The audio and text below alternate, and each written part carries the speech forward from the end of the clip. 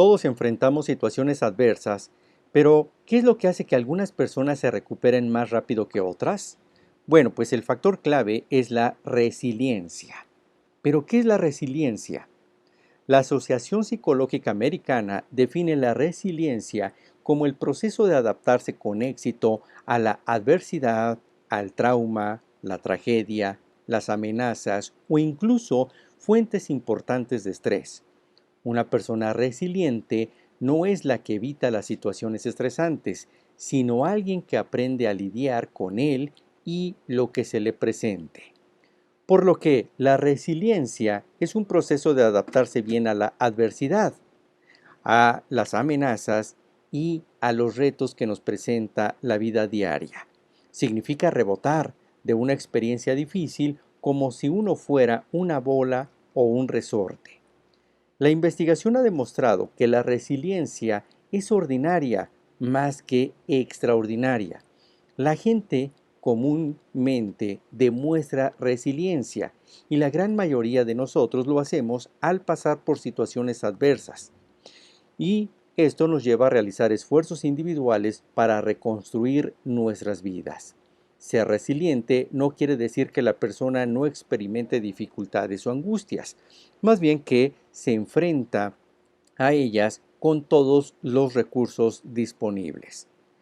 Una baja resiliencia nos va a llevar a debilitar incluso nuestro sistema inmunológico, ya que un estrés prolongado, una angustia prolongada, contribuye a enfermedades. Las más comunes son úlceras, asma, depresión, diabetes y enfermedades cardíacas. ¿Cómo nos ayuda a tener una buena resiliencia? Bueno, se dice que el éxito puede estar muy vinculado a la resiliencia porque ningún proyecto o tarea está exento de adversidades. Ser resiliente nos ayuda a reaccionar de manera constructiva y creativa ante ellas. La adversidad, cuando sabemos enfrentarnos a ella, puede facilitar nuestro crecimiento personal e incrementar nuestra autoestima. ¿Cómo desarrollar o incrementar esta resiliencia?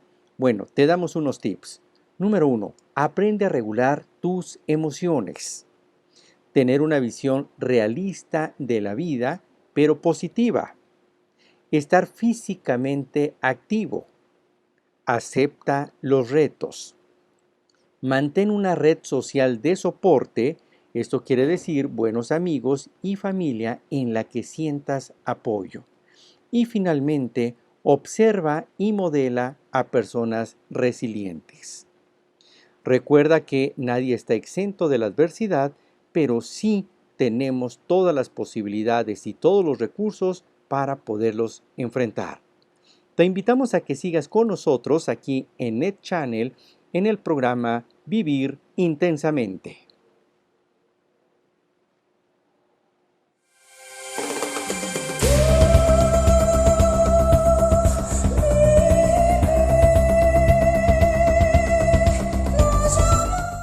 Hola, ¿qué tal amigos? Muy buen día y bienvenidos a una emisión más de tu programa Vivir Intensamente. Te saluda tu amigo y coach José Antonio González y justamente la idea de estos programas es poder llevarte temas de desarrollo humano, de crecimiento personal y donde podamos estar interactuando y compartiendo temas que nos ayuden a nuestro crecimiento. El día de hoy, justamente el día de hoy tenemos un tema muy interesante y este es un tema que nos pidió Paola Mendoza, ella nos lo pidió en Facebook y tiene que ver cómo manejar las adversidades. Así que si tú quieres estar en contacto con nosotros, nos puedes mandar mensaje, ya sea vía Twitter, estamos como TV Vivir, o bien en Facebook nos encuentras como Vivir Intensamente, porque el tema del día de hoy es cómo hacer frente a las adversidades o lo que es la resiliencia. Para esto tenemos a un gran psicólogo, un gran terapeuta, psicoanalista, Miguel Rodríguez. Miguel, gracias por estar aquí. ¿Qué tal, José Antonio? Muchísimas gracias por la invitación el día de hoy. Y pues bienvenido de nuevo porque ya habías estado con nosotros en algún programa anterior. Claro que sí. Y bueno, pues como ya saben ustedes, siempre iniciamos con una reflexión antes de entrar de lleno en nuestro tema. La reflexión, de hecho, ahora es de Stephen Covey. Y nos dice Stephen Covey, nuestra conducta es una función de nuestras decisiones, no de nuestras condiciones. Y esto se vuelve muy importante porque todos a través de la vida hemos tenido situaciones difíciles, hemos tenido situaciones adversas. Sin embargo, hay dos opciones: quedarnos como víctimas y contar esa historia como si fuéramos víctimas del destino, del pasado, de la educación que recibimos o de lo que no recibimos, o bien empezar a tomar una responsabilidad de nuestra vida tomando una decisión asertiva. Una decisión asertiva fundamentada en el aquí y en el ahora, en donde, yo no tuve esa decisión de dónde nacer o con quién iba a nacer.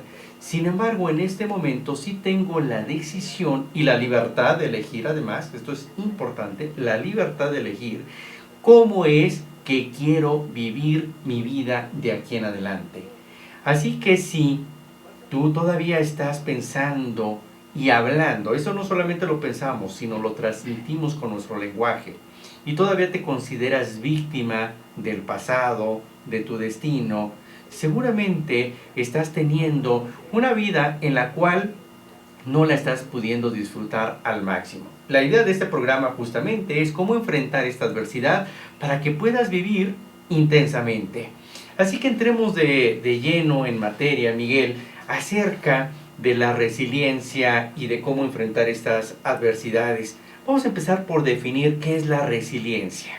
¿Cómo la definimos? Sí, digamos que la resiliencia es esa capacidad que tiene el individuo para poder enfrentar y poder resistir situaciones que lo ponen en riesgo.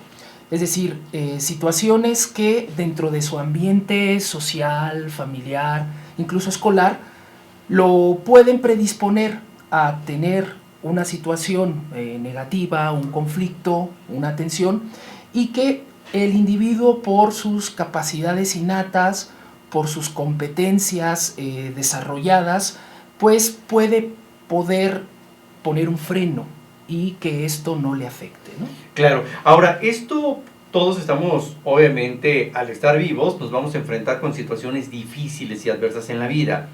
Sin embargo, hay personas que reaccionan mucho mejor que otras. ¿Esto tiene que ver con qué? ¿Con la genética? ¿Con nuestro estilo de vida? ¿Con la educación? ¿Esto se aprende? ¿Con qué tiene que ver? ¿Qué factores son los que tienen que ver para poder enfrentar mejor esta adversidad? Son un conjunto de factores y es un poco de lo que has comentado, ¿no? Hay factores internos, hay factores externos, tiene que ver la educación, tiene que ver el ambiente, tiene que ver también el tipo de personalidad que tiene el sujeto, ¿no? Entonces, estos factores se van conjugando y el resultado es justamente esa capacidad para poder decir no, esa capacidad de poder ser asertivos, esa capacidad de poder ser empáticos y en un determinado momento no hacer cosas que me afecten por la presión de los amigos, por quedar bien en algún lugar o simple y sencillamente por seguir, digamos, la tendencia general en una situación o en un medio en concreto. Claro, hablaste ahorita acerca de la personalidad, las diferentes personalidades que llega a tener la gente. ¿Qué personalidad es la que puede ayudar a que nosotros podamos ser más resilientes? ¿Y cuál es la que tendríamos que tener cuidado porque no nos está preparando para esas adversidades? La personalidad, bueno, no nos vamos a meter en cuestiones clínicas ni psiquiátricas, ni mucho menos, ¿no? Dentro de otra concepción, digamos, más social. Sí, más práctica. Más práctica. Y que se pueda llevar a la vida real. Efectivamente, la personalidad es una construcción, y es una construcción que se da o se lleva a cabo a partir, bueno, pues del primer medio que nos socializa, que es la familia, y aparte de las competencias o de las habilidades que tiene el sujeto y que en ese medio pues se van reforzando, se van aprendiendo y que lo van orientando y lo van definiendo a reaccionar y comportarse de determinada manera en diferentes situaciones, ¿no? Entonces, aparte de lo que he comentado, podríamos decir que esta personalidad se va construyendo a partir de una serie de aprendizajes prosociales, afirmativos, propositivos. ¿Pero ya se nace también con esta tendencia o es simplemente lo que vamos aprendiendo? Es decir, así que venimos como una hoja en blanco y dependiendo lo que vamos recibiendo del entorno y de la educación es como vamos a responder ante la vida, o ya nuestra hoja ya trae algo ahí y no está totalmente en blanco. ¿Cómo poder entender mejor esa personalidad para que alguien que a lo mejor dice, pues a mí me está costando mucho trabajo enfrentar una situación difícil, a lo mejor mis papás siempre me han dicho, oye, échale ganas, tú puedes, eres el mejor, o tienes todas las capacidades para hacer frente a esto, pero hay algo ahí atorado que no me permite enfrentar la vida? Ok, creo que son dos escenarios distintos, ¿no? Si planteamos que el individuo nace como una hoja en blanco, pues todo lo que posteriormente se va agregando a esa hojita es producto del aprendizaje, ¿no? Y de hecho hay una teoría que nos habla que el aprendizaje social pues va determinando o va definiendo justamente nuestra manera de ser y de comportarnos en la vida. Entonces, a partir justamente del medio familiar en el que yo nazca y de esos modelos, principalmente pues papá y mamá, cómo ellos me van guiando, cómo ellos me van orientando, pues va a ser cómo yo voy inscribiendo, digamos, en el disco duro, esos programas que posteriormente se van a ejecutar de manera automática y que son la base mediante la cual yo voy a definir mi comportamiento.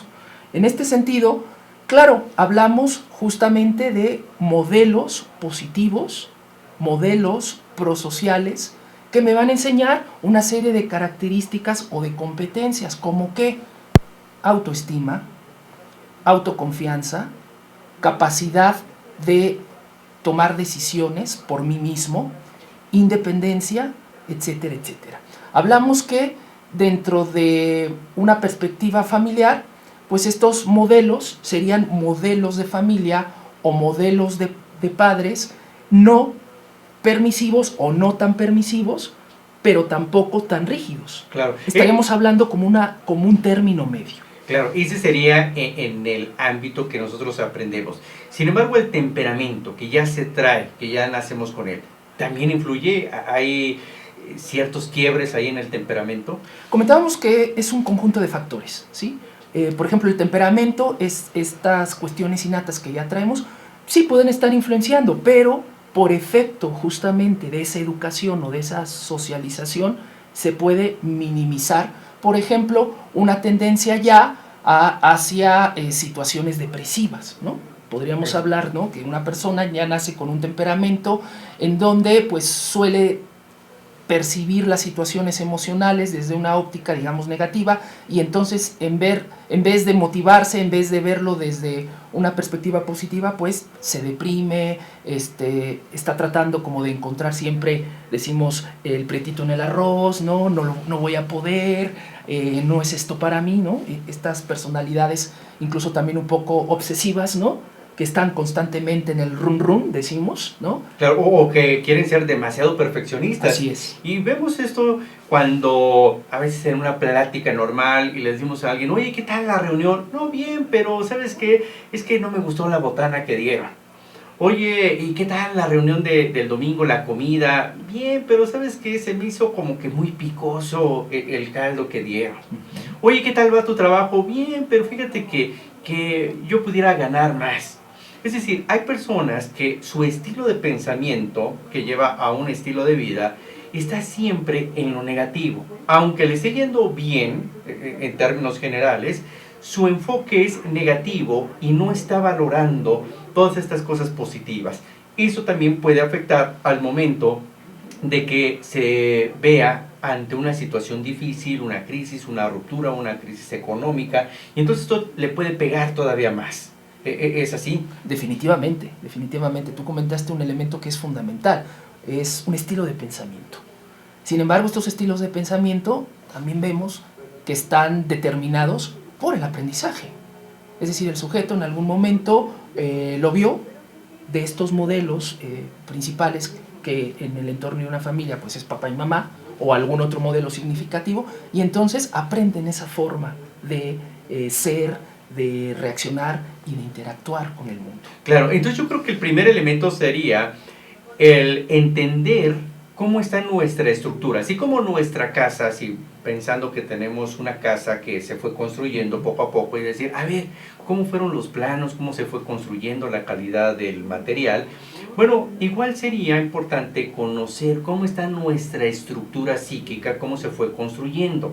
Y para esto, yo creo que sería importante preguntarnos cómo mis papás reaccionaban ante la adversidad. No sé, por ejemplo, vivimos en la Ciudad de México donde llega a temblar continuamente y entonces, a ver, ¿qué hacía mi mamá o mi papá cuando temblaba? Salía corriendo, gritaba, aventaba cosas ante una situación de crisis. ¿Qué es lo que hacían ellos? Porque esto lo vamos aprendiendo. Entonces sería como un primer factor, entender qué es lo que yo aprendí de cómo manejar la crisis. Es un primer factor. Una vez que ya me di cuenta de esto, ¿cuál sería un siguiente paso, un segundo punto?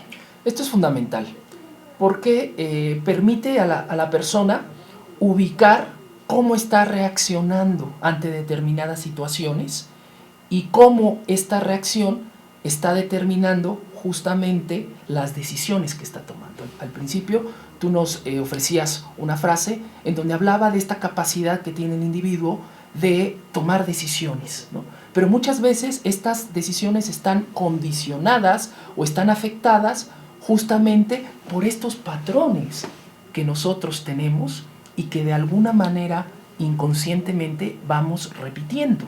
Entonces el primer paso, como bien lo has comentado, es este: conocer cuál es la estructura, conocer cuáles son los cimientos, digamos, de mi casa, de mi interior.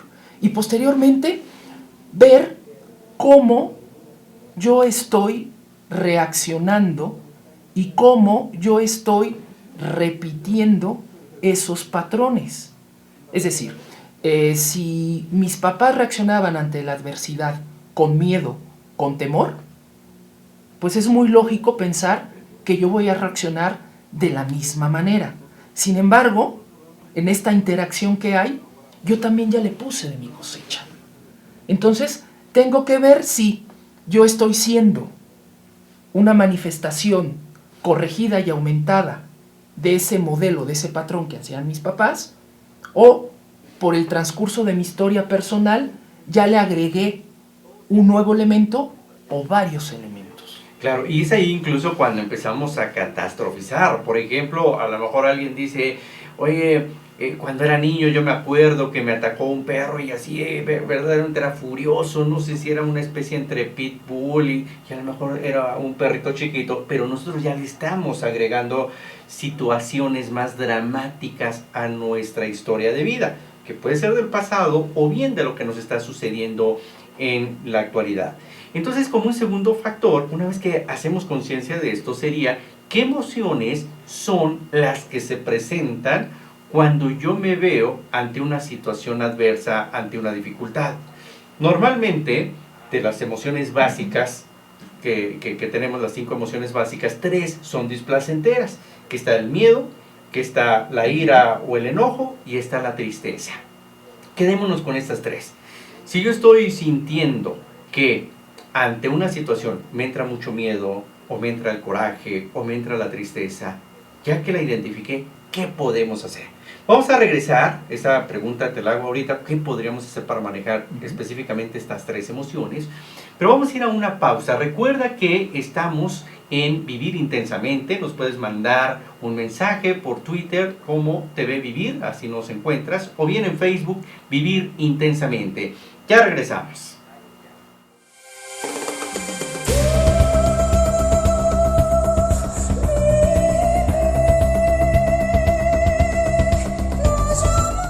Bien, pues ya estamos de regreso. Estás en el programa Vivir Intensamente. Y el tema del día de hoy que estamos abordando con José Miguel Rodríguez es cómo hacer frente a la adversidad o lo que es la resiliencia.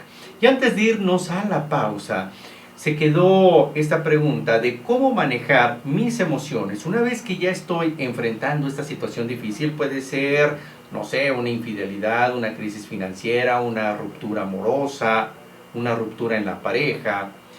En este caso, identificar la emoción que está ahí. Normalmente entran alguna de las gamas de miedo, de ira o de coraje o de tristeza.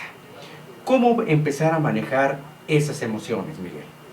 Yo creo que el primer paso lo has comentado ya, identificándola. Muchas veces las emociones son justamente esos foquitos rojos mediante los cuales nuestro cuerpo y nuestro foro interno nos está mandando la información de que algo está sucediendo. Y si algo está sucediendo, bueno, pues tenemos que reaccionar, tenemos que responder a ello.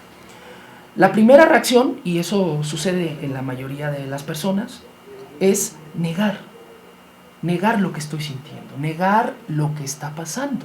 Por ejemplo, muchas perdón, veces, sí. Ahorita que dices eso, tendría que ver cuando dice, no, no pasa nada. Oye, mira, es que pasó, no, no, no pasa nada. Tiene que ver con esa negación. Así es. Y muchas veces eso genera, pues, un bloqueo que nos está limitando y nos está, de alguna manera, impidiendo que podamos hacer un buen manejo, ya no emocional, sino conductual de toda esa situación, ¿no? El programa es justamente qué hacemos o cómo reaccionamos ante la adversidad. Y ante la adversidad, pues tenemos que reaccionar de una manera mediante la cual tenemos que dar una solución a esa situación, a esa crisis, a ese problema, ¿no? Y lo vemos en la vida cotidiana y también lo vemos en nuestras consultas, ¿no? Claro. Nos llegan los pacientes precisamente por todos esos factores, por todas esas problemáticas que has mencionado, ¿no? Rompimientos de pareja, fracasos escolares, situaciones que vivo al interior de mi casa en donde no me entiendo con mi papá, no me entiendo con mi mamá, ya no los aguanto, y entonces pues eso me está provocando una crisis. Viene la situación emocional que se manifiesta y entonces me siento enojado, tengo coraje, tengo miedo también de enfrentar directamente a estas personas, y entonces lo primero que hago es decir, bueno, a lo mejor estoy exagerando, no pasa nada. Y entonces, justamente, me quedo sin hacer nada. Esto es una de las cosas que empezamos a trabajar, porque a pesar de que muchas personas llegan con esa conciencia de querer solucionar, en la medida en que vamos trabajando, de pronto entran las resistencias, ¿no? Desde la teoría psicoanalítica hablamos de resistencias, y entonces ya la persona no le entra totalmente a analizar, a ver qué es lo que está pasando con mi interior. Claro. Ahora, ¿qué diferencia hay de cuando se siente abrumado por estas emociones ante una situación muy difícil y que dice, no hago nada, y que a veces incluso recomiendan, oye, no hagas nada, date una pausa? ¿Cuándo es bueno y cuándo ya no es bueno el quedarse en esa pausa? Bueno, yo siempre digo que el termómetro, el medidor, es justamente ese displacer, ¿no? Que comentábamos también al principio. Es decir, si en ese momento de tu vida hay un malestar y no un bienestar, pues evidentemente hay que atenderlo. Es como cuando nos empieza a doler una muela. Nos está avisando de que hay una caries, de que puede haber un proceso infeccioso, y entonces lo tenemos que atender. Si no lo atendemos, pues ya sabemos que se puede agravar, y entonces en vez de un dolorcito va a ser un dolorzote. Pues es lo mismo. Claro.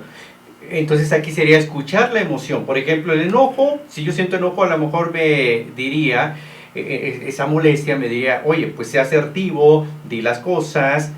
Obviamente una cosa es ser asertivo y otra cosa es ser agresivo, porque luego dicen, mira, como mi papá estaba muy enojado y me empezó a gritar, pues yo también me enojé y también le grité y lo golpeé y bueno, hasta el hospital lo mandé, pero mira, ya me desahogué. Claro. Entonces no se trata de exagerarle, sino más bien de saber qué me está diciendo esta emoción y a partir de ahí, qué es lo que yo puedo manejar que a mí me conviene, de acuerdo a lo que yo quiero, a mis principios, a mi esquema de valores, o a lo que conviene a veces incluso en una relación de pareja.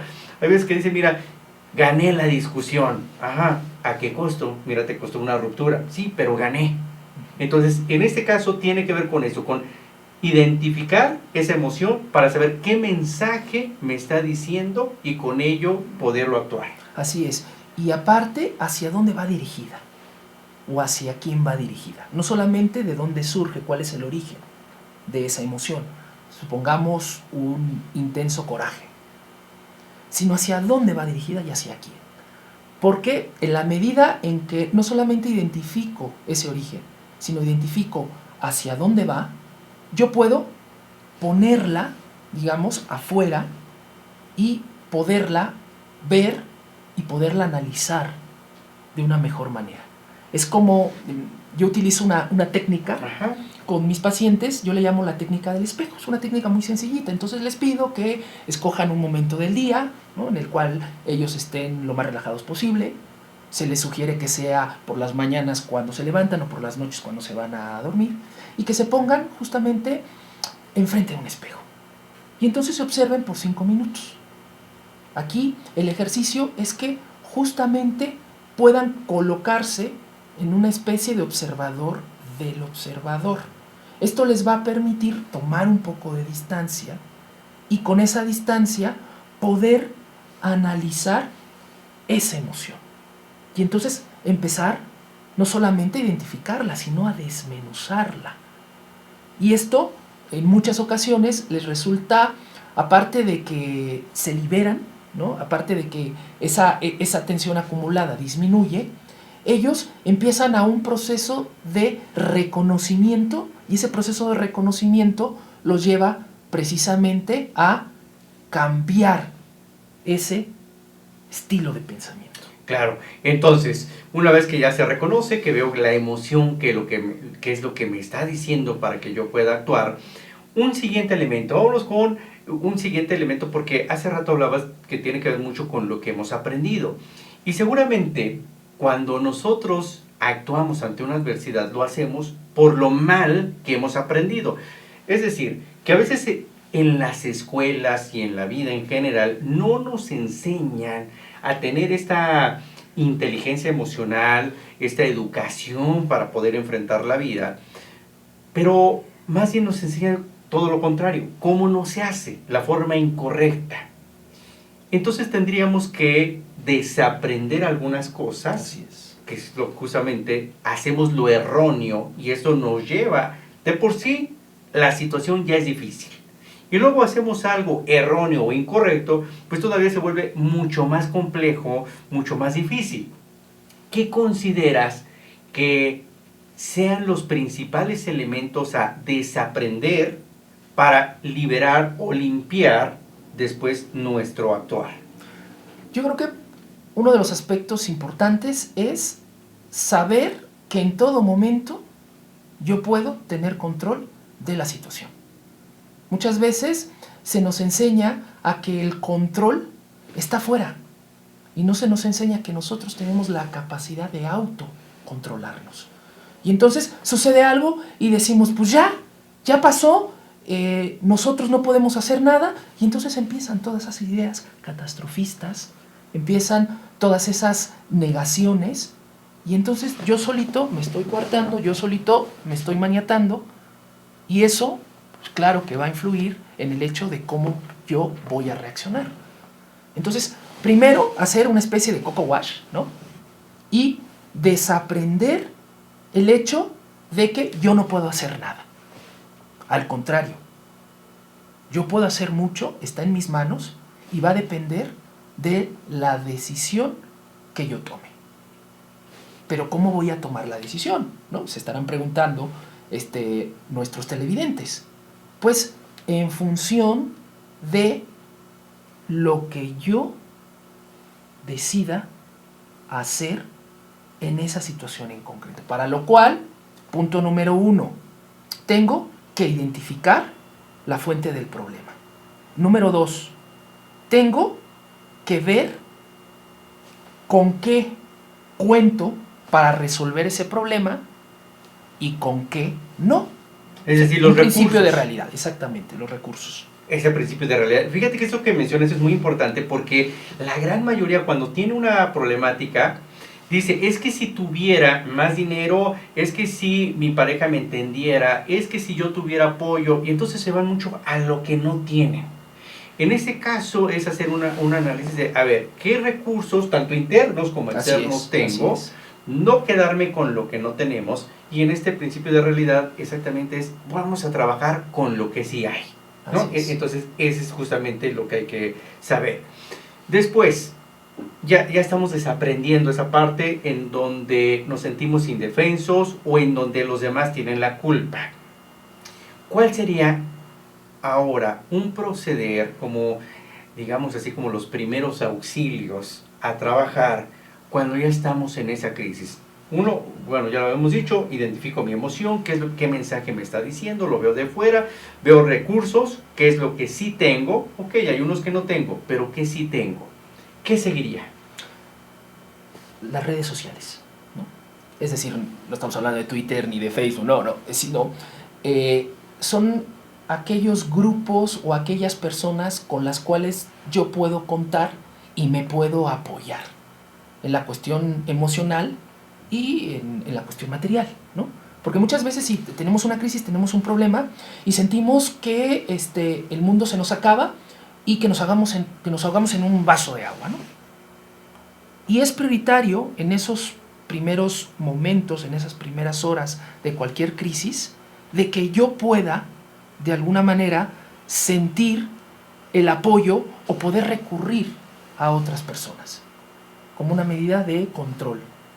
Claro, y ahora, aquí será importante incluso, por ejemplo, si nos hacemos preguntas, a ver, ¿en quién puedo confiar mis problemas? A lo mejor alguien dice, pues, mi mamá, ok, está bien.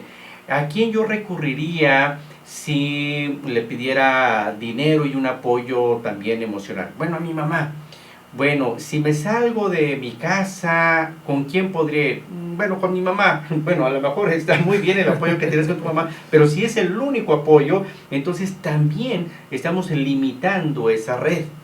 Aquí sería muy bueno también estar fomentando estas amistades, pero es una amistad en el cual se comparte.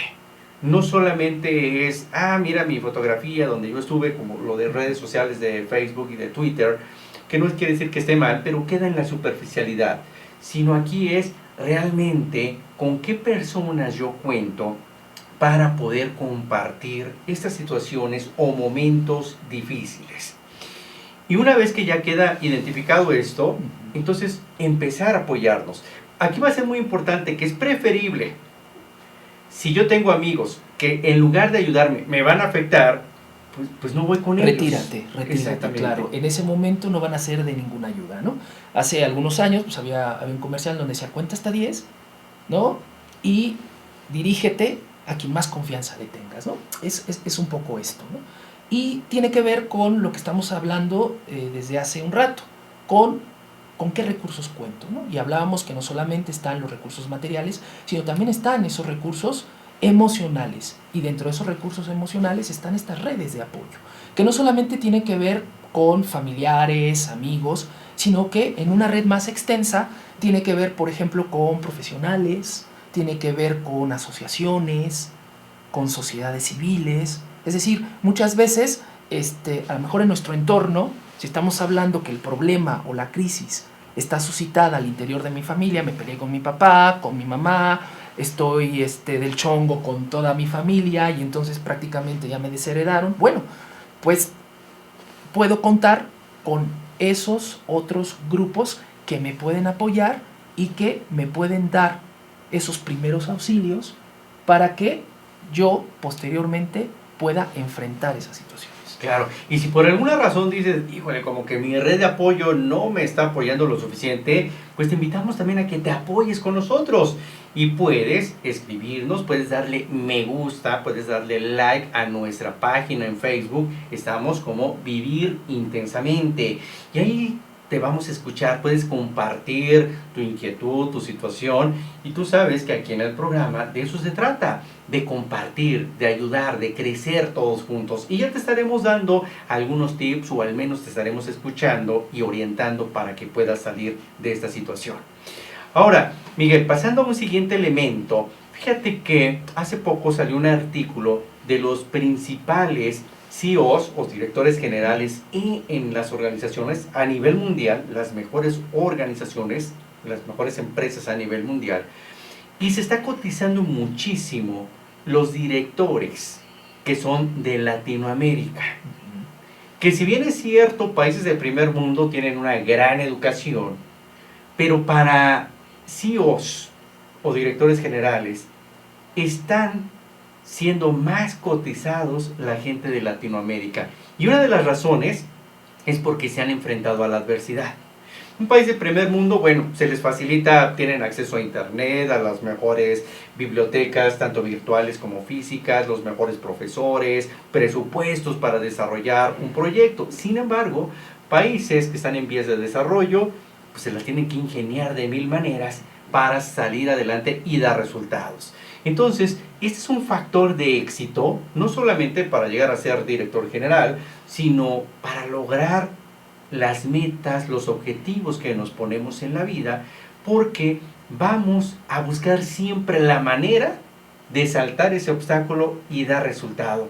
¿Qué opinas de este estudio que arroja como factor principal la resiliencia para el logro de metas y tener éxito en lo que buscamos? Sí, esto tiene que ver con esos estilos relacionados a la inteligencia emocional, ¿no?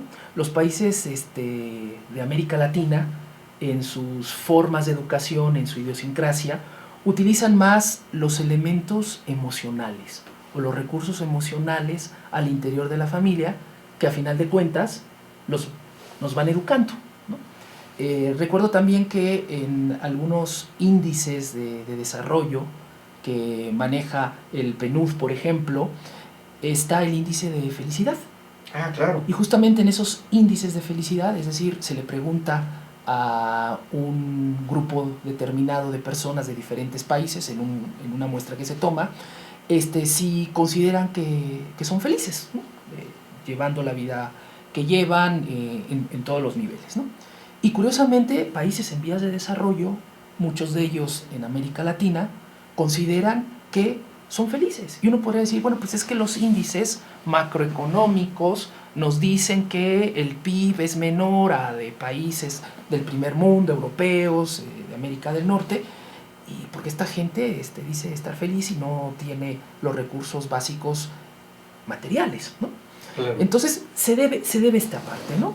Estas condiciones que un sociólogo, un economista pudiese decir que están condicionando a que las personas tengan un grado de desarrollo óptimo, pues en otros contextos no se ve como una limitación, todo lo contrario. Claro. Se ve como una posibilidad de crecimiento, y esto hace que el individuo desarrolle habilidades y competencias que en una situación de adversidad, en una crisis, le dan los elementos para poder reaccionar de la mejor manera, y es justamente lo que estamos viendo en esta valoración que se hace de los directores, claro, de origen latinoamericano. Excelente. Pues vamos a ir a una pausa y regresando nos vamos con esta frase de que no es la realidad lo que nos afecta, sino lo que estamos percibiendo acerca de esa realidad. Quédate con nosotros, ya volvemos, estás en Vivir Intensamente.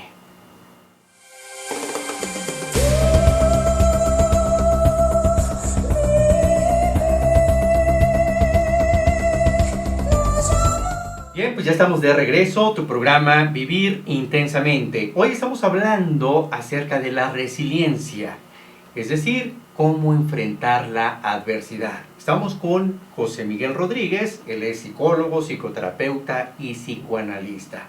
Y antes de irnos a la pausa, se quedó esta reflexión de que no es la realidad lo que nos afecta, sino lo que pensamos acerca de esta realidad. Y esto, muchas ocasiones, es justamente lo que nos llega a afectar. Y tiene que ver mucho porque no hacemos un pensamiento, un análisis con un pensamiento más objetivo, más analítico. Pongo un ejemplo ahorita a nivel global, por ejemplo. Los que vivimos en el país México, bueno, si hacemos una encuesta, oye, ¿cómo consideras que está México respecto al mundo en cuestión económica? Bueno, yo creo que el 99% va a decir, no, terrible, de veras estamos, si no en el último lugar, si en los últimos lugares. Y si ya nos vamos a viene siendo la percepción, pero si ya nos vamos a datos fríos, estamos en la 13ª economía a nivel mundial. Es decir, realmente no es algo terrible, trágico. No estoy diciendo con esto que México ahorita sea un país súper próspero, no exageremos en la cosa positiva, pero tampoco en lo negativo. Y algo así a veces llega a suceder también en nuestra vida, que no hacemos un análisis objetivo, realista, acerca de lo que nos está sucediendo.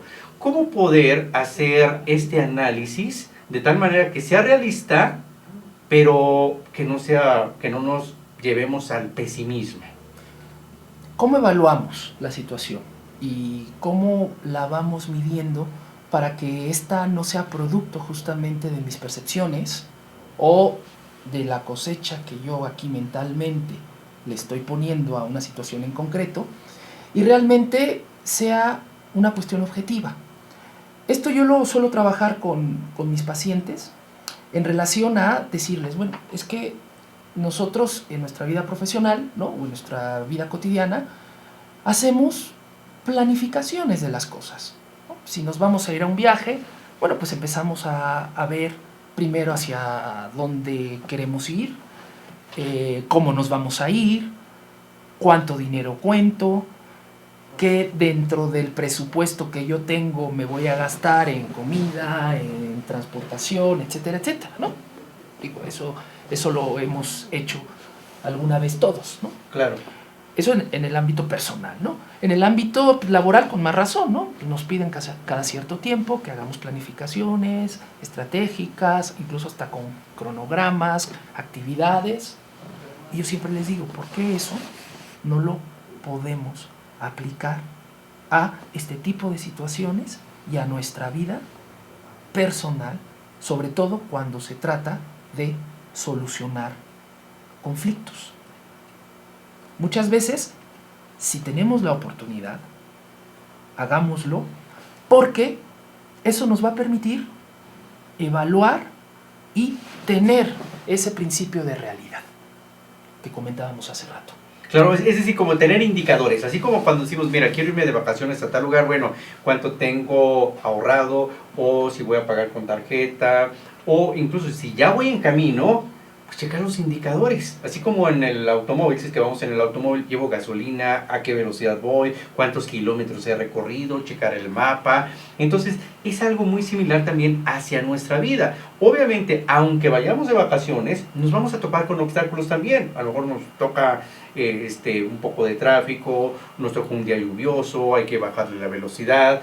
Lo mismo va a suceder hacia la vida. Entonces, tener muy claros estos indicadores. Así, vamos a poner un ejemplo muy concreto, ¿no? Se tuvo un problema con la pareja. Y entonces lo primero que vamos a analizar es cuál fue la situación que detonó ese problema. Una vez que la tengamos definida, podemos ir desmenuzando y decir, bueno, esa situación fue tal, ¿en qué momento, en qué circunstancias se dio? ¿Qué factores estuvieron relacionados? A lo mejor yo llegué cansado del trabajo, ese día me regañó el jefe, yo esperaba un cierto ambiente en casa que no tuve, mi esposa a lo mejor también tuvo un mal día, ella creía que yo iba a atender una necesidad, lo cual no fue así, y entonces cada uno desde su trinchera percibió esa situación de manera hostil y fue lo que detonó el conflicto. Entonces nos sirve mucho, ¿no?, como ir aislando cada uno de esos elementos para darnos cuenta que la situación detonó y la situación llegó a ese extremo porque cada uno ya traíamos una serie de cosas arrastrando y que se debió a la percepción, claro, interna, emocional, que cada uno le dio. Claro. Si podemos determinar eso, pues evidentemente con comunicación lo podemos exponer y entonces ya no existe el problema. Yo siempre les he comentado a las personas que si nos fijamos, más de un 80% de los problemas se deben a falta de comunicación o a una comunicación errónea, a una mala interpretación de una situación en concreto. Claro. Entonces aquí podríamos decir que en lugar de suponer, vamos a imaginar que, como pones ahorita el ejemplo, la pareja llega y llega él muy cansado o ella muy cansada y así como que azota la puerta, es más, ni siquiera la azota, sino de que como venía con algo cargando al momento de empujarla, se azota la puerta. Y el otro está entonces suponiendo, viene de malas, viene de mal humor, ahorita me va a gritar. Y si la pareja dice, ¿cómo estás? El otro ya está interpretando, claro. Y ahora todavía cínicamente se está burlando para que yo le diga cómo estoy cuando ni siquiera se presta el diálogo. Pero todo eso es una suposición. Entonces aquí el elemento es no supongas. A veces nos creamos un montón de fantasmas. Ahora, un siguiente elemento para ir cerrando en esta parte de cómo hacer frente a la adversidad, como ya vimos, no suponer, comunicar y estar seguro de lo que queremos comunicar o de lo que estamos escuchando. Un siguiente elemento que creo que es fundamental es el ejercicio físico. Que si bien eso lo hemos escuchado hasta el cansancio, sí, el ejercicio físico, pero el ejercicio físico nos va a ayudar a dos cosas. Uno, sacar emociones que se van acumulando ahí en el cuerpo. Y dos, distraer nuestra mente, es como una higiene mental. Y que si en un momento dado yo traigo aquí una serie de problemas, cuando hago este ejercicio, que puede ser desde caminar, si alguien dice, oye, yo no tengo para ir a pagar un gimnasio o no tengo un parque para ir a correr, con que salgan a caminar van a tener esos dos grandes beneficios. Sacar emociones acumuladas y distraerse o despejar la mente para tener mayor claridad de pensamiento y con ello enfrentar mejor la adversidad. ¿Estás de acuerdo con esto? Sí, bueno, antes de pasar a este punto, me gustaría comentar una situación de una situación de pareja que hace algunos años tuve la oportunidad de trabajar, en donde llega la pareja y justamente tenían un pleito, ¿no?, casado, de estos enconados, que pues no podían resolver. Total que todo se arregló cuando justamente en parte de la dinámica de pareja, pues uno llegó a expresarle al otro que pensaba que por una situación en concreto él se había enojado con ella. Al escuchar esto la persona, pues le refirió lo mismo. Justamente cuando tuvieron la oportunidad de decirse esto, se acabó el problema. Relacionado justamente a estos supuestos, ¿no?, a esto que le ponemos de nuestra cosecha y a estos fantasmas que dejamos que crezcan hasta que pues, terminan comiéndonos. Claro. Un elemento para ya ir finalizando y concretando, otra idea muy práctica para nuestros amigos que nos están viendo, es aceptar los retos. ¿A qué me refiero con esto? Muchas veces los papás, en ese afán de amar y ayudar a sus hijos, tratan de evitarles todo reto, todo problema, toda situación difícil, pero no los estamos preparando realmente para la vida, porque la vida está llena de problemas y de retos. Entonces aquí sería importantísimo que si nuestros papás no nos dieron los suficientes retos, si nosotros tener, por lo menos, esa bien es mi sugerencia, yo lo hago mucho tanto pacientes o la gente que le doy coaching, es ten un reto al día. Esa va a ser tu batalla interna. ¿Estás de acuerdo con esto de buscar incluso nuestros propios retos? Así es, yo creo que eso es fundamental, porque los retos también nos sirven como automotivadores. Y en ese sentido nos movemos, buscamos, somos proactivos, y esto nos lleva precisamente a no ver límites en las cosas, sino todo lo contrario, oportunidades para aprender, crecer y solucionar. Claro, excelente. Entonces, como una conclusión, vamos ya cerrando hacia la conclusión y a resumir puntos muy prácticos que recuerden a nuestros amigos para poder enfrentar una situación difícil. Si ahorita estás pasando por una adversidad, por una crisis, ya sea financiera, de amor, de pareja, en fin, una situación difícil, ¿qué podríamos llegar de conclusión y puntos a recordar? Primero, reconocer cuál es la fuente del problema. Yo creo que es fundamental. Segundo, cuáles son las emociones relacionadas que yo estoy sintiendo para poderlas identificar y para poderlas sacar y poderlas manifestar. Y punto número 3, plantear soluciones a esas situaciones de una manera objetiva. ¿Cómo? Haciendo un análisis, haciendo una valoración de cuáles son los recursos y los elementos con los que cuento para resolver y afrontar esa situación y con cuáles no. Y también ver justamente esos recursos en términos de redes sociales que me pueden apoyar y que me pueden hacer fuerte también en el momento en el que yo voy a solucionar esa adversidad. Claro, no, pues está excelente. Adicional yo le agregaría este elemento del ejercicio nos puede ayudar porque hacemos una pausa, nuestra mente se va despejando y podemos encontrar soluciones diferentes al momento que estábamos con la crisis.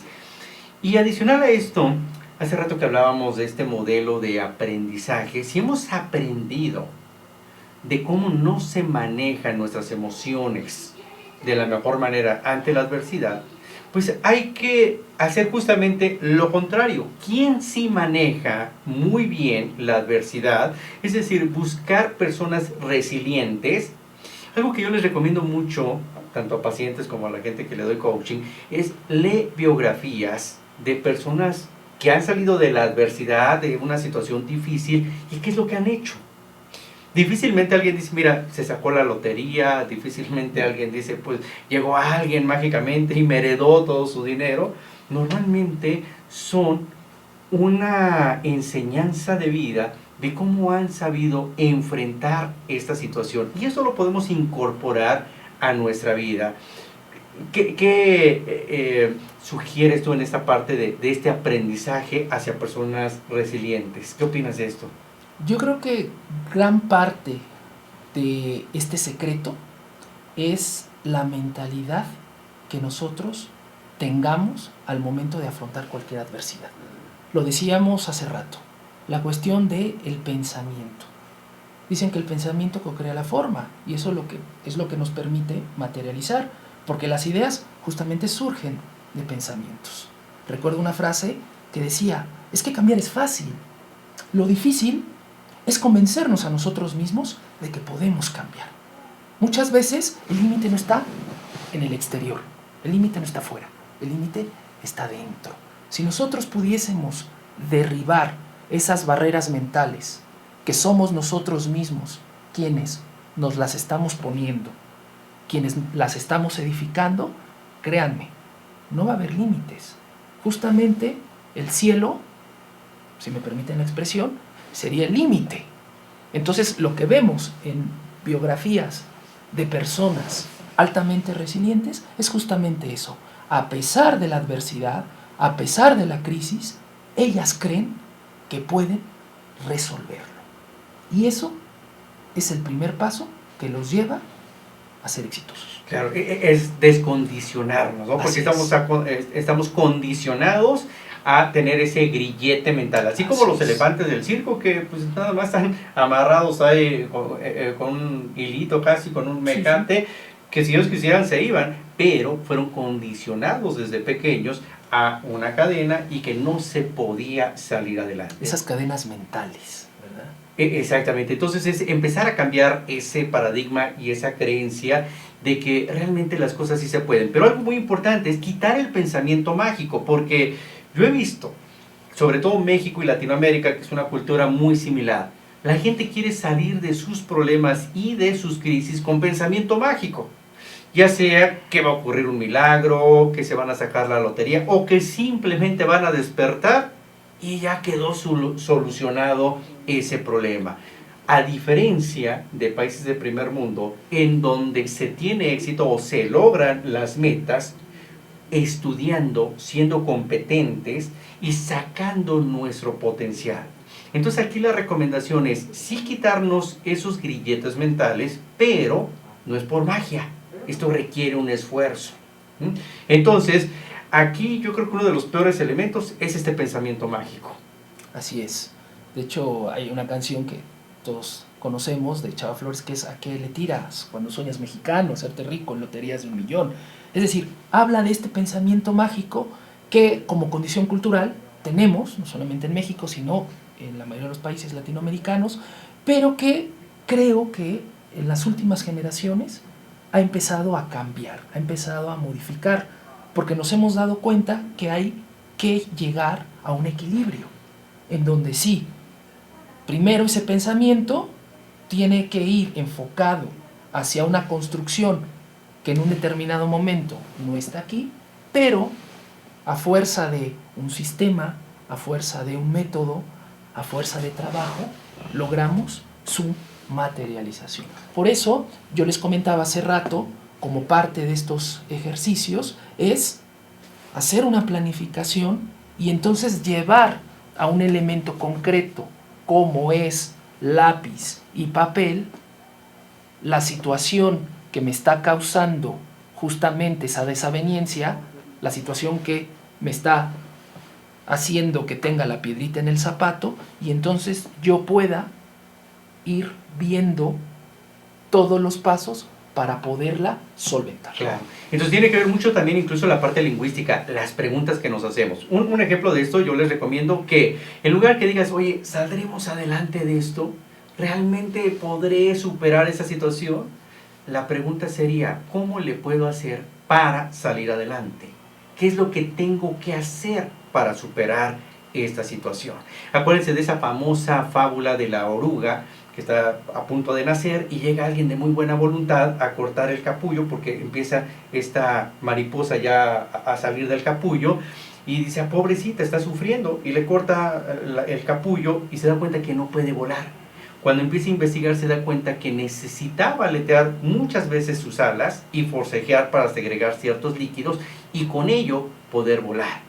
Entonces, si tú has tenido una vida difícil, llena de adversidades, esto significa que así como la oruga ya está lista, porque ya se convirtió en mariposa, para volar, así estamos nosotros. Solamente haz esta pregunta, ¿qué necesito hacer para salir adelante?